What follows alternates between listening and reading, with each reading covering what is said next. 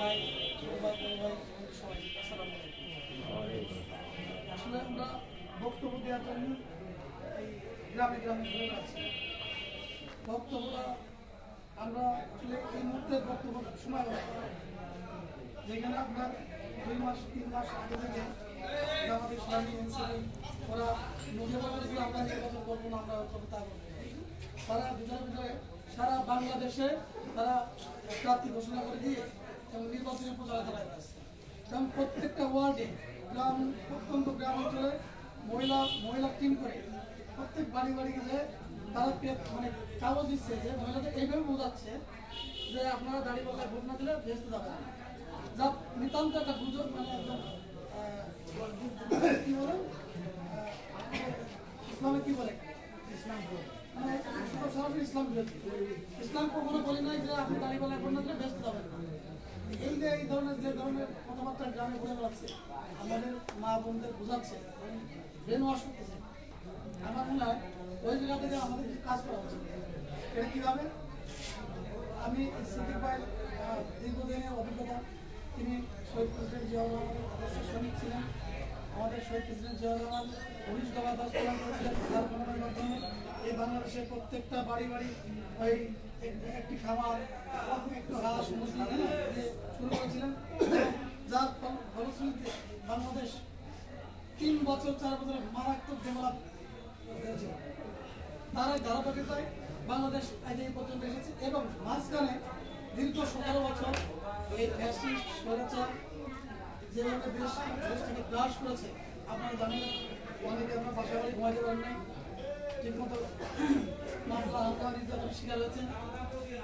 আমার মনে হয় আমাদের অতীত থেকে শিক্ষা নিয়ে আমাদের উচিত প্রত্যেকটা ভোটারের কাছে, প্রত্যেকটা বাড়ি বাড়ি এবার নির্বাচনটা আমাদের ভারপ্রাপ্ত চেয়ারম্যান, আপনারা কিন্তু প্রত্যেকদিন টিভিতে আমরা দেখেন, তিনি বক্তব্য দিচ্ছেন, কি বলছেন যে এবার নির্বাচনটা খুবই কঠিন হবে, মানে খুবই কঠিন নির্বাচন হবে।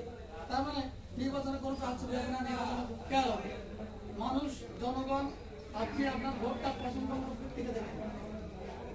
এই ভোটটা, এই যে ইয়ং জেনারেশন, তরুণ প্রজন্ম, 4 কোটি তরুণ ভোটার যারা দীর্ঘ 2বার করতে পারে না, শেখ হাসিনা 2বার এই যে ওদেরকে ভোট থেকে বঞ্চিত করেছে, ওরা ভোট কেটে যেতে পারে না। ভোট তোমার অধিকার। ভোট মানে আমরা, আমার কাছে মনে হয় যে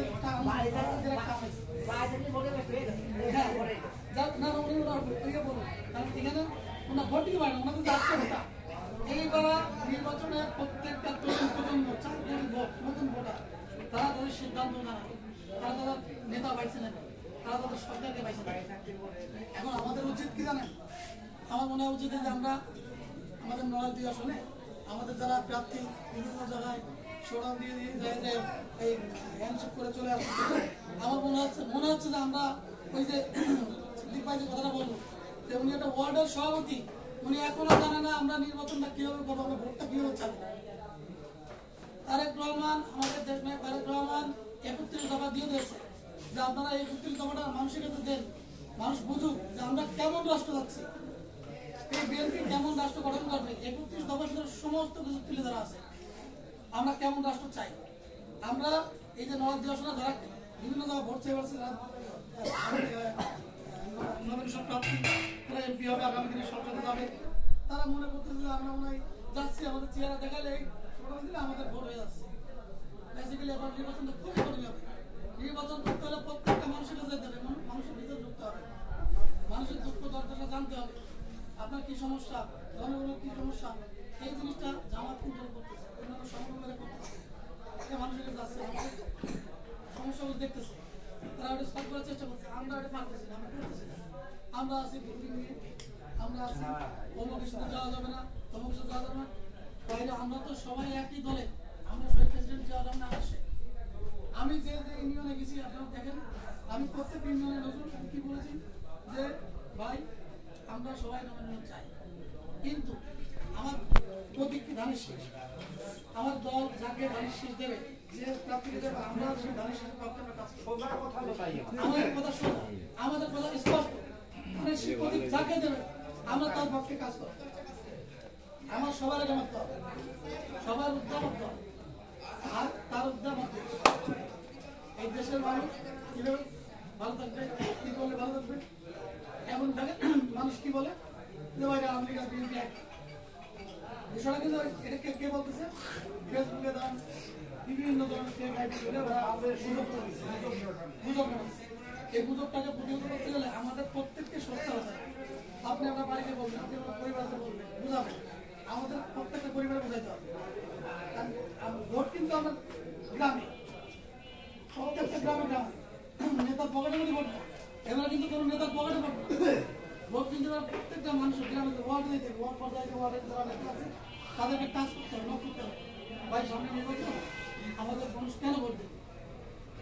মানুষ আমাদের কেন ভোট দেবে? আমাদের অভিযোগটা তুলে ধরতে হবে। এই যে জন্য দেখেন, যখন একটা মানুষ বলবে আচ্ছা ভাই, তখন কিন্তু এখন আমরা প্রশ্ন করতে পারে ভাই বিএনপি কেন ভোট দেবে, বিএনপি কি করছে, তখন আপনি তুলে ধরবেন যে আমাদের প্রেসিডেন্ট জিয়া রহমান মুজিবুর দিচ্ছেন চাই কিভাবে দেশ গঠন হবে সেসব সব কিছু তুলে ধরা আছে। আমি চাচ্ছি আমি আগামী শনিবার আমি নজরুলের সাথে পরামর্শ করছি। প্লিজ যেমন বললাম, প্লিজ আমার দীর্ঘদিনের সহযোগিতা আমার ছোট ভাই অসুস্থ ছিল, আমিও সুস্থতা এখন পরিপূর্ণ সুস্থ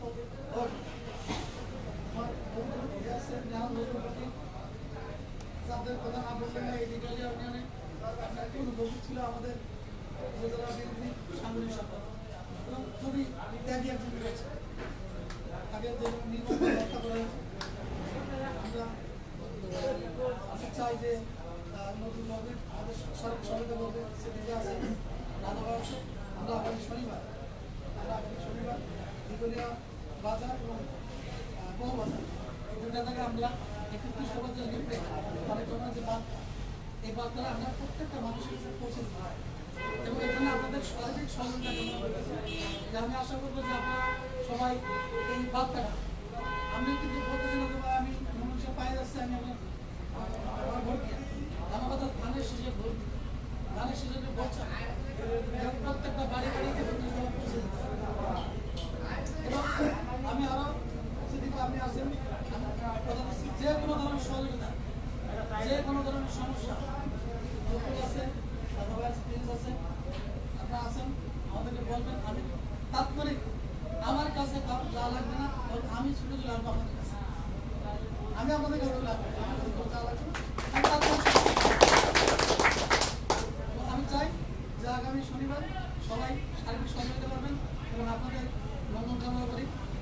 আমরা চাই যে আপনারা আগামী দিনে পাশে থাকবেন, আমার পাশে না দলের পাশে থাকবেন। এগুলো আমার ভালো হয়েছে।